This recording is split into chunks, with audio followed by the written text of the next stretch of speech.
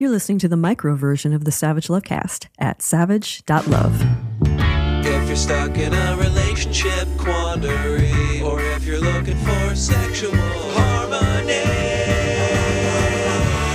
well, there's nothing you can't ask on the Savage Lovecast. Hey everybody, this week's intro is going to be short and sweet. It is my birthday this weekend, and I am headed out of town. I'm headed up a mountain, actually, where I'm planning to contemplate my own mortality, and yours too, of course, because I'm always thinking about you guys. But before I head for the hills, did you ever read something and feel so seen? Trash Jones, full-time music producer, part-time idiot, that's what it says in her bio, recently posted something to social media, to a social media site I will not name, that kicked off a million think pieces. Tired of the age gap discourse, Jones wrote. Now let's do vibes gap discourse, where one person in a couple lights up a room and the other is basically a sim. I gasped. I am the sim. I assume that's a reference to the video game The Sims, where people who inhabit that virtual world mill around, not saying much, just kind of taking up space. I am the sim in what can best be described as a kind of complicated web of the kind of age gap relationships that drive the age gap discourse kids crazy. I'm 7 years older than my husband. Some argue that if your partner is more than 5 years younger than you are, you're basically a pedophile. And if those people aren't happy about my husband, just wait till they get a load of my boyfriend. I'm not going to put a number on our age gap, as that would require subtracting a larger number from a smaller number, and math class is tough, and when I attempt math on this show, I always fuck it up. So not going to give you a number, just going to say if the age gap in our relationship were a person, it could legally buy you a drink. But however wide the age gaps in my relationships might be, the vibes gaps are wider. Terry is outgoing. Sometimes he goes out in his underpants. He lights up rooms.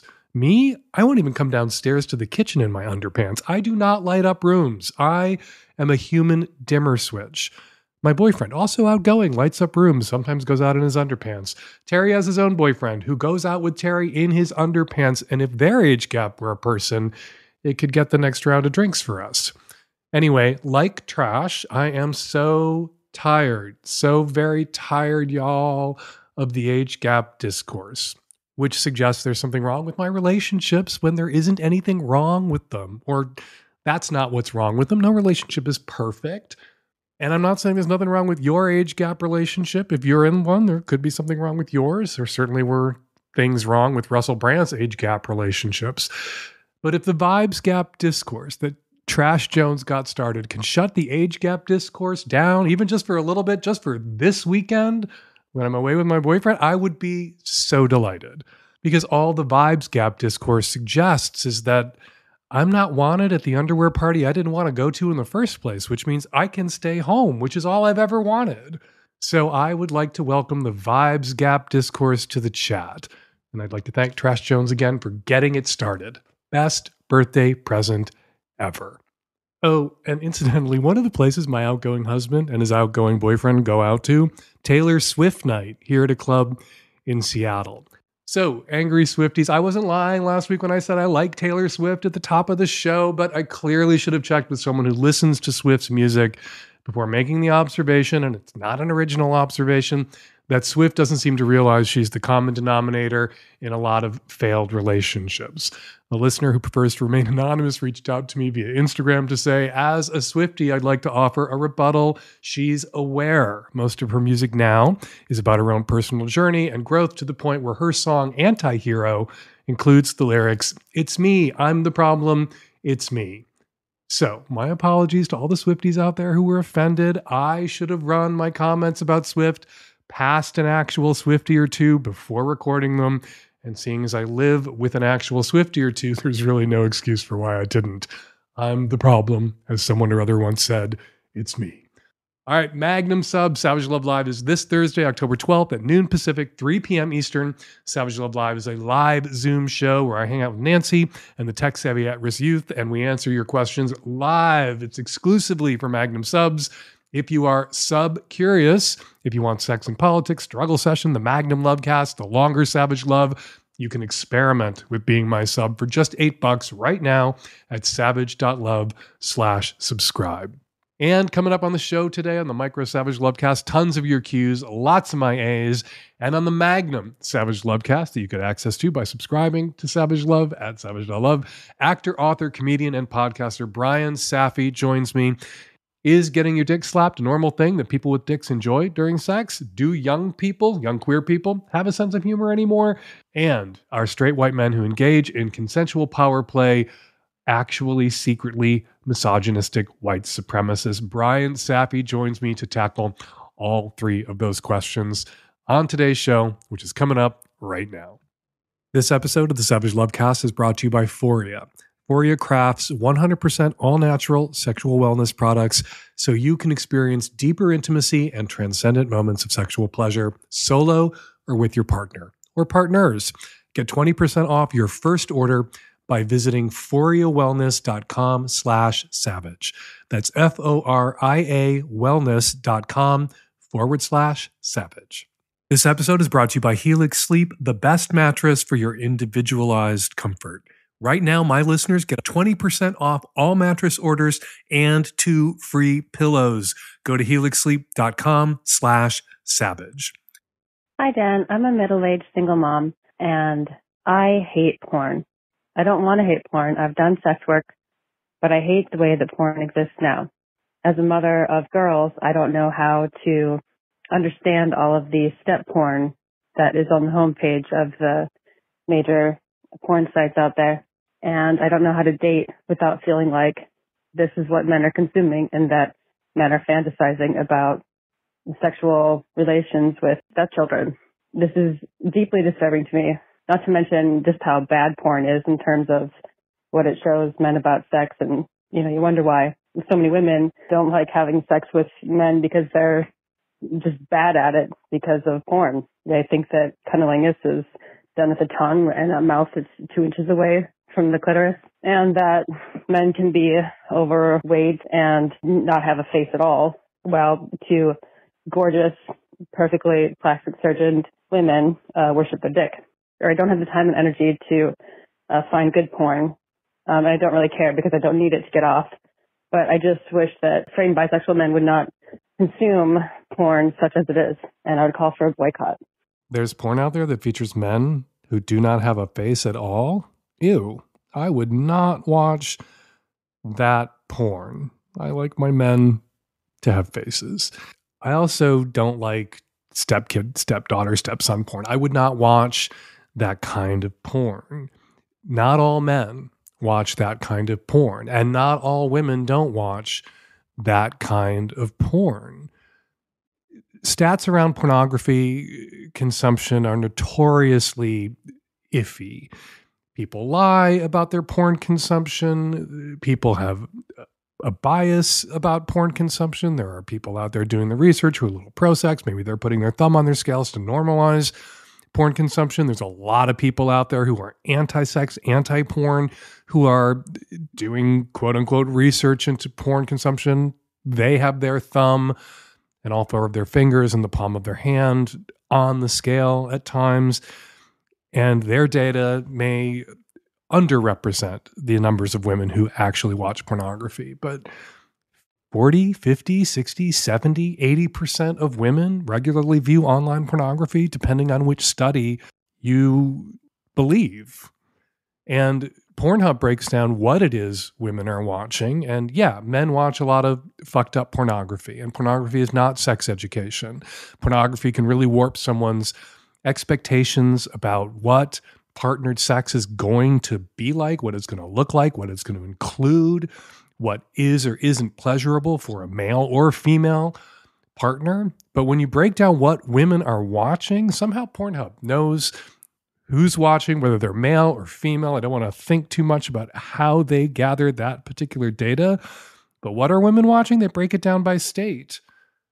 In Michigan, women watched the most searched and viewed category among the women on Pornhub: pissing, Illinois, feet, Indiana, small tits, Ohio, feet, Pennsylvania, bondage, Delaware, cuckold, Washington State, fetish, there's a lot of women out there who are watching a lot of fucked up porn. And there are some men out there who aren't watching any porn at all. Often, when a woman calls to complain about a boyfriend or husband watching porn, I tell them that all men watch porn.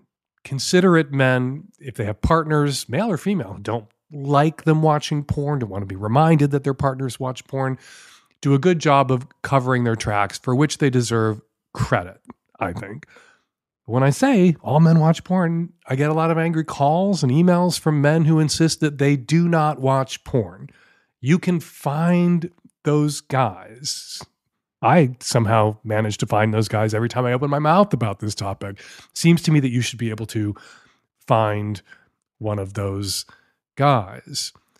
Now, just because somebody doesn't watch porn doesn't mean somebody is free of sexual fantasies or interests or desires, transgressive fantasies that you would find offensive, morally appalling. Well, you know, in a way, having all this data about who watches porn and what kind of porn people are watching, it gives us a window into our collective erotic imagination, a window that maybe we don't want to look through.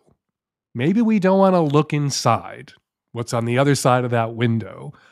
And as with the collective erotic imagination, so perhaps with an individual's erotic imagination. So if you date a guy, he may have a transgressive fantasy or two. He may know not to share those with you. He may not have any interest in acting on those sexual fantasies. Whenever people who consume incest porn are polled, written about, interviewed, they say they would never actually want to do anything like this in real life, but there's something about the fantasy, the Marsha and Greg Brady of it all, how transgressive it is in the abstract that appeals to them, not the specific, not about their own kids or their partner's kids. It's about the transgression.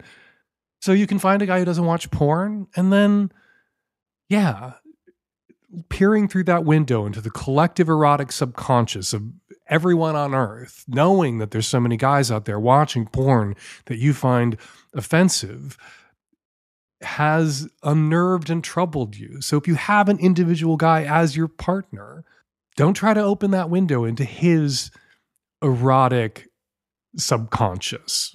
This episode of the Savage Lovecast is brought to you by Euphoria, makers of products for amazing sex, the kind of sex you want to have. Products including arousal oil, clean lube, bath salts, and suppositories. People are literally saying things like this about Euphoria's products. This is a quote: "I had a 3-minute orgasm and then a 5-minute orgasm and felt like I was surfing in a perpetual wave pool of pleasure." And another quote: "We use Awaken, and when she gets on top, we both come so hard that we see sounds and hear colors." And it doesn't hurt when GQ calls you the best sex product of the year, and Shape says you are the best invention since the vibrator. Now, this is a little personal, but Terry and I tried the suppository, and leave it to Euphoria to make suppositories sexy. They did it. I'm not sure what they put in there. I know there's CBD at least, but they have some serious love potion energy. So yeah, you have my permission to try this. I fully endorse you to go ahead and treat yourself to more, deeper, fuller pleasure wherever you can find it as often as possible. And you can start with a bottle of Euphoria. Euphoria is offering a special deal for our listeners. Get 20% off your first order by visiting www.euforiawellness.com/savage or use the code SAVAGE at checkout. That's FORIA wellness.com/savage for 20% off your first order. I recommend trying their Awaken Arousal Oil and Sex Oil. You'll thank me later. Hello, Dan and the tech-savvy at-risk youth. I'm a 41-year-old man from the East Coast, and I'm calling because my mother, who has dementia, is trying to out my closeted Irish Catholic father. My parents are now in their late 70s. They've been together for over 50 years at this point. Their marriage has been rocky, to say the least, but for some reason they've stayed together. My mother, about 3 years ago, was diagnosed with dementia, and my father is her primary caregiver. The dementia is frustrating for her. She knows that she's forgetting things. It's not the happy kind of dementia where you're just blissfully ignorant of things, but she's tries to recall words for things or memories, and she can't, and it makes her very frustrated. And she takes it out on my father. My father is either bisexual or a closeted gay man. My brother and I have known since we were children. It's very obvious to us, but he is devoutly Irish Catholic and has never officially come out. My mom obviously at this point knows about it, and I feel like she has known for quite some time, and they've stayed together despite it. Lately, it's been manifesting itself as her trying to shame him for his sexuality to my brother and I. Most recently, they got into an argument because he corrected her. She was trying to come up with the word for something, and he corrected her too quickly. And she pointed at him and said, "Shut up, Freddie Mercury," meaning alluding to the rock star's sexuality. And you could tell my dad was very embarrassed and did not want to engage in it. I tried to change the subject and left shortly thereafter after things had appeared to cool down. But I could tell that it really affected my father. I don't know what to do at this point. I've known about my father's sexuality for years, but he doesn't want to tell my brother and I. He does not want us to know. And that's fine. In the best possible way, it does not matter to me. He's my father regardless. And I also care for my mother, who's going through this awful disease. But I don't know what to do. Do I approach my father and tell him I know and that it doesn't matter to me and that what she's doing is unfair? Do I scold my mother with dementia, who probably won't remember the conversation that we had and it'll happen all over again? Do I cut her off, which doesn't seem right either because she's not well? Or do I do nothing, which is what I've been doing, and pretend like I don't know what she's referring to, or I just don't know what to do. You don't know what to do because there's really nothing you can do. I feel so bad for your dad. I also feel really bad for your mom. Obviously, there's a lot of hurt there that prior to dementia coming on, your mom was able to stuff down, at least in front of you and your brother. And now, because of the dementia, the disinhibiting effects emotionally of dementia, she's not able to stuff that hurt and anger down anymore. I understand why your dad may have been closeted all his life. Irish Catholic. I'm Irish Catholic. That can put a massive zap on your head. There was a time when I was a kid that I contemplated never being able to come out, never being able to tell my family, which meant two things. I was going to have to be a priest, which I thought about seriously, or I was going to have to find some woman I could tolerate or even like, but never truly love, and trick her into marrying me. And that, even when I was 15 years old, 16 years old, and I briefly thought about that, I couldn't do it. It felt like such an emotionally violent act. You know, a marriage of convenience, a marriage because both people are religious in a particular way and they feel that they have to do this to please their families or please their God, that can be a perfectly valid companionate form of marriage. But if one person misrepresents themselves to another person and convinces that person, lies to that person, romances that person, leads them to believe that they are romantically and sexually attracted to them, and then marries them, and as is often the case in marriages like your parents, allows the heterosexual spouse to think for years that to know, really, they know something's wrong with their marriage. They know something's missing, and they feel like if they can work on it, they can fix it or solve it, and it is unsolvable. Or they feel like it's them, that they're doing something wrong, and that if they can fix themselves, they will repair their marriage. And to find out 10, 20, 30 years into a marriage that that was a fool's errand that you were sent on by the person, the one person in your life who promised to love you all your life in a particular way, your mom's sense of betrayal and the anger that is surfacing because of her dementia. I get it. I feel bad for your dad, though. What I would advise you to do is feign obtuseness, play along. Really, when someone has dementia, the mistake your dad is making, if it's setting your mom off to be corrected, is correcting her. You know, there's people with dementia in my family, and what we've been advised to do is, you know, if we get it, you know, if they repeat a story, don't tell them they're repeating a story, just let them repeat the story. If they ask you the same question again, don't tell them that they already asked you and you've already answered. Just answer the same fucking question again. How hard is that? And if I would tell you to tell your dad, I am telling you to tell your dad, you know, mom was mad. She couldn't find the word, or she used the wrong word, and you jumped in.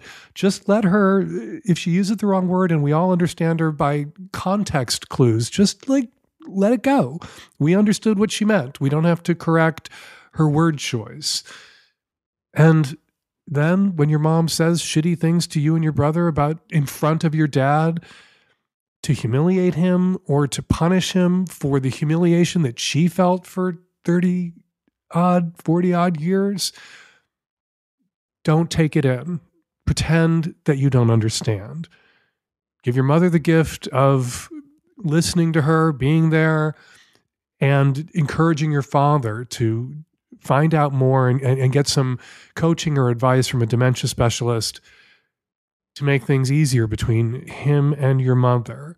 And do your dad the favor of just continuing to let him think that you don't know what you know, and to let him think that you don't see what you see, or that you don't understand what your mother means when she is so cruel to him as to attempt to out him in front of you, out him to his kids because she is angry, not just about the dementia, which is frustrating for the person who suffers from it, but angry about what your father did to her.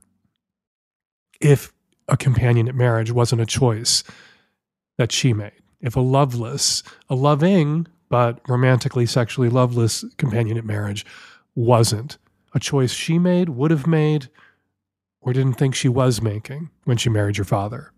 It's funny how my two favorite things to do at home are kind of polar opposites. I'm talking about sleep and sex. Both go down on my Helix sleep mattress.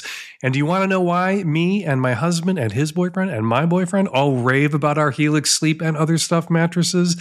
The Helix Sleep lineup offers 20 unique mattresses, including the award-winning Luxe Collection, that's ours, the newly released Helix Elite Collection, a mattress designed for big and tall sleepers, and even a mattress made just for kids. To find out which mattress is right for you, take the Helix Sleep Quiz to find your perfect mattress in under 2 minutes, and your personalized mattress will be shipped straight to your door, free of charge. And with their 100-night sleep trial, you can try out your new mattress, see how your body adjusts, and if you decide it's not the best fit for you, you are welcome to return that mattress for a full refund. They offer models with memory foam layers to provide optimal pressure relief if you sleep on your side, and models with a more responsive foam to cradle your body for essential support in stomach and back sleeping positions. Plus, enhanced cooling features to keep you from overheating at night. And if your spine needs some extra TLC, they got you. Every Helix mattress has a hybrid design that's a combo of individually wrapped steel coils in the base with premium foam layers on top. It is the perfect combination of comfort and support. And again, they offer a 100-night trial to try out your new Helix mattress and a 10 to 15-year warranty on your Helix mattress. Right now, Helix is also offering 20% off all mattress orders and 2 free pillows for my listeners. Just go to helixsleep.com/savage. Let them know the Lovecast sent you. helixsleep.com/savage. With Helix, better sleep starts now. Hi, Dan. I'm a straight cis woman, 40 years old, and it appears that I am being ghosted and that I've attached my heart to a commitment phobe and now it's being broken. This just really caught me off guard, though. We've been dating for 3 months and we've gotten along really well. We got really close. We had a great physical connection. Ever since we started having sex, we would always have sex every time we saw each other. And we seemed to both really like each other. I started having feelings. And so 3 months in, I did broach the topic with him. And this was about a week ago. I didn't say I was falling in love with him or anything. I just said, hey, I really enjoy spending time with you and I care about you. I should mention at this point that he believes that he is a little bit on the spectrum, undiagnosed, but he does seem to struggle a bit with verbal communication, especially about his feelings. So when I said that, he just kind of shut down, but he was holding me and squeezing me really tight, and it just kind of seemed like he was panicking a little bit, like he was breathing heavy and just like squeezing me, but not saying anything. So I was like, all right, let me just straight up ask him. I said, do you consider me to be a fuck buddy? And he said, no. I said, okay, well, do you consider me to be your girlfriend? Not quite. And when I asked why, he said that he just doesn't know me well enough. But he said he wanted to continue to get to know me. So I accepted this, and he just squeezed the shit out of me for the rest of the night. I stayed over, and the next morning we had some really intense sex and had a fun afternoon out. And when I left, he said he wanted to come down and see me the next day. And that night he posted a picture of me on his stories for the first time and tagged it. And it's kind of a dumb millennial thing, but it just felt meaningful because he'd never done that before. And it seemed like a little step in the right direction, you know? And I haven't seen him since. It's just bizarre. He has texted me twice, but it didn't really answer anything and didn't really talk about anything. And it's been almost a week. He's just gone. Like, it's so weird. He watches all my stories and he's posting things and blatantly ignoring me. And so I sent him one last text on Friday, which was 3 days ago. And I said, are you ever planning on talking to me again? You know, I can't just like leave things up in the air like this. And if I don't hear from you the next day, I'm going to assume you're ghosting me, which is really lame. But I miss you and I hope I hear from you. And if I don't hear from you the next day, I guess I'm moving on. And he didn't. So I guess I have to move on. But what the fuck? What the fuck just happened, Dan? I'm really sorry. This fucking sucks. It sucks to really feel like you've met someone that you click with, that the sex is good, that you like them as a person, and then for them to decide 3 months in, right after you tell them that you like spending time with them, to run, to head for the hills because they have commitment issues or just because they're a bullshit person, someone who's self-diagnosed as being undiagnosed somewhere or other on the spectrum, which is not an excuse for treating people this way. I know some people on the spectrum who are hyper considerate of other people's feelings, not inconsiderate of other people's feelings. I think I might be on the spectrum. I think I might be undiagnosed somewhere on the spectrum is not a get out of acting like a human being free card. And this guy isn't acting like, I'm sorry, people who ghost aren't acting like decent, loving human beings that you would want to be in a relationship with. That's the paradox at the heart of this. If he's capable of doing this to you after 3 months, then that person that you thought you liked, that you kind of enjoyed spending time with, wasn't who he really is. So you didn't like this person. You didn't like the person he turned out to actually be. You liked the fake version of him that he was fronting and could only keep up for the fucking 12 weeks that you guys were dating. And now he's exited your life in the shittiest way. This kind of ghosting, this kind of turning it off, turning your back, pretending someone that you've been having sex with and hanging out with, spending a lot of time with doesn't exist or doesn't have feelings that you have to take into consideration even as you're ending the relationship. If you're ending the relationship, there's a way to do that. There's a way to say things that people don't want to hear with some kindness, compassion, empathy, and he didn't fucking do it. And so what do? Well, you move on. What else can you do? You can't kidnap him and hold him captive in a secret room in your basement.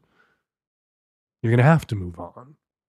And because of the way this ended, you're going to be a little flinchier in your next relationship. He did not leave you in better shape than he found you because of the way he chose to end this relationship. Because of the really shitty way, after you told him that you liked spending time with him and he had that night what he knew was breakup sex with you, but you did not know that until a week later. That was really shitty. And so what you know now is that a shitty person exited your life in the shittiest possible way. You got treated like shit. That sucks. A shitty person exited your life. There's some upside there. When you turn that over and look at it from another angle, if this is who he is, if he's not just having some sort of panic attack and isn't going to, I don't want to torture you with possibilities or encourage you to live in hope. If he's not just having some sort of panic attack and is going to circle back to you in 2 weeks and make a massive apology and offer some credible explanation for his very shitty behavior, he did you a favor. A shitty person who was good at pretending to be the kind of person who seemed not to be so shitty, who seemed to be the kind of person you might want to see yourself with or could see yourself with, revealed himself to be a shitty person, and now he is out of your life and has created some space in your life. Fingers crossed for a better person. Hey, Dan, 28-year-old femme from the Northeast here. I recently joined Hinge because I'm looking for a real relationship instead of just hookups as usual, and I found a guy that seemed great, very much my type, hit it off immediately. We planned a date pretty quickly at a nice place in his area, and the night of, he was like, oh, actually, would you just want to meet at my house?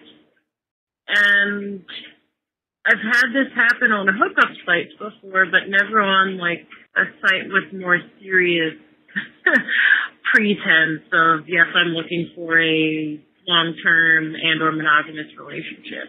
Is this a strategy, or am I just very upset that I got my makeup done all for nothing? If it's a strategy, it's a bad one. You didn't show up at his place, I assume. You say you got your makeup done all for nothing. I'm going to assume that means you didn't get to go out on a date at a nice place in his area, but you also didn't show up at his apartment in your nice outfit with your nice makeup on. So if this was his strategy to get you over to his place by conning you into thinking he was going to take you out to a nice restaurant, it didn't work. You didn't let it work. You stuck to your guns. You canceled on him. Good for you. I don't know if this is something that a lot of straight guys are doing, jumping off Tinder, getting on Hinge, misrepresenting themselves as guys who are interested in long-term, potentially long-term committed, potentially monogamous relationships, and then trying to, I guess not upgrade, downgrade that to the kind of instant hookup that people typically are looking for on sleazier dating apps or hookup apps like Tinder. Yeah, I don't know if guys are doing that. You're the first person I've heard from with this story, this kind of story about Hinge. But let word go out.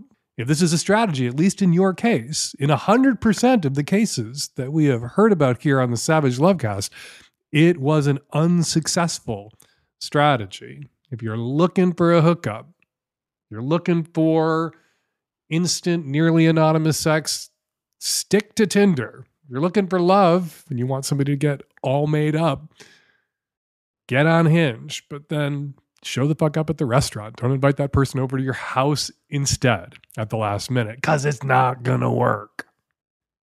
Hey, it's Nancy. Before we get to listener comments from last week's show, I want to tell you what's on the Magnum this week real quick. There's a question from a man who kind of broke his dick during sex. He bent it real bad, you guys. His urologist told him to sit tight and it'll heal, but will it? We all hope so. Our guest this week is Bryan Safi, actor, writer, podcaster, and a generally delightful, funny, brilliant dude. I've enjoyed his podcast for a long time, and he and Dan are kind of peas in a pod. Also this week for Magnum subs, we have a new Sex and Politics show coming out on Thursday. Sex and Politics is an extra just for Magnum subs.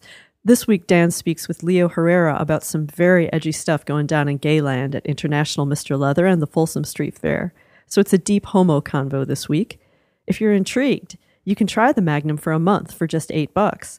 Give it as a gift. Join us, won't you? Become one of Dan's subs at savage.love. And thanks for listening. All right. Before we get to this week's listener response calls, I want to share a couple of comments. No tweets, just a couple of comments left on last week's show at savage.love. Says Inspired Desires. In regards to the swinger woman at the party with the aggressive bull who made her male partners feel uncomfortable, I think Dan covered most of it pretty well. I just want to add, if you aren't able to speak up when you don't like something or something is uncomfortable for you, then you cannot safely play at a public sex party. Same goes for any sort of BDSM situation. It's not safe for your partners, and it's not safe for you, and it is not fair to anyone.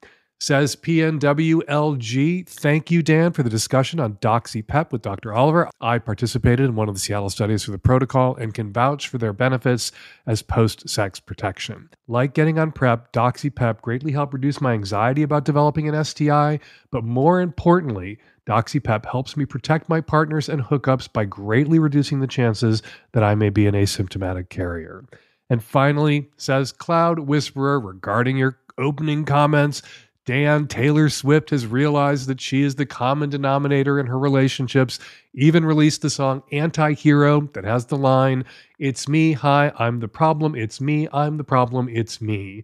Additionally, Dan, right-wingers are pissed about Travis Kelce because he is in a TV commercial promoting getting your flu vaccine and updated COVID booster this fall. Also, he was in a Bud Light commercial. All right, I already took my lumps in the intro about not being up to date on Taylor Swift's emotional journey and the progress she's made and the insights that she's had. I will be locked in a room for the next 3 days listening to Taylor Swift's most recent 3 albums on Layla's advice as punishment, and I promise not to make that mistake again. Next time I mention Swift, I will run my comments past a Swiftie or two. All right, for more listener comments and more of my responses, check out Struggle Session, posted on Thursdays at savage.love, where I respond to comments, emails, and DMs from my listeners and my readers. It's another perk for Magnum subs. For all the perks, become my sub today at savage.love/subscribe. Hey, Dan. Calling about the show on October 3rd.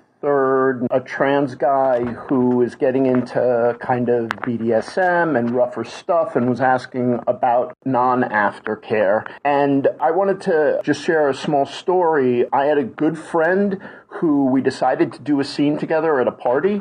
And one of the things she told me is so much of what she likes in public is kind of opposite what she likes in her personal life. And so one thing she told me is she was like, you know, after the scene, I'm probably going to hate you and I'm just going to walk away. And of course, that's in the whole negotiate, communicate. And so I was prepared for that. And when we halted the scene, she kind of collapsed on me and we hugged. And then maybe after 30, 45 seconds, I could feel that sense, and I was like, "Are you starting to hate me?" And she was like, "Yeah, I'm going to go now." And while I would have preferred that kind of longer period, you know, that's what she needed. And you know, after about a half an hour, 45 minutes, she came and found me at the party, and everything was great. And so it's again, negotiate, communicate. This guy can have what he wants and enjoy the hell out of it. Hi, this is a response call, kind of in response to a response. The question aired on episode 83 from the woman asking about her husband's family and Thanksgiving dinner, and I just cannot believe how this woman is getting dragged. No. She said very clearly, Thanksgiving is for her family, Christmas is for his family. They've had it separated like that for 13 years. These two families probably have different vibes. One likes to have the TV on. They might like to be rowdy, whatever. The other family wants something different. It should be very easy to keep these holidays separate. That's a completely normal and legitimate way to divide family holidays. And realistically, this poor woman is probably responsible for a huge brunt of the work that goes into these meals. She deserves to be able to have her holiday with her family roughly the way she would like it to be. So ladies, stand up for yourself. Don't listen to Dan. Don't listen to these other callers that think you're nuts. I'm totally in your camp. Hi, Dan and the tech-savvy at-risk youth. This is for the cisgendered man who likes to wear clothing typically associated with women. Go for it, man. Please do. The conversation around gender presentation has become so normative, even among very liberal people. There are people who can be transgender norms without being transgender. Show the complexity of this world. Be yourself. And we're going to leave it there. Got a question for next week's Lovecast or something to say about something I said on this week's Lovecast?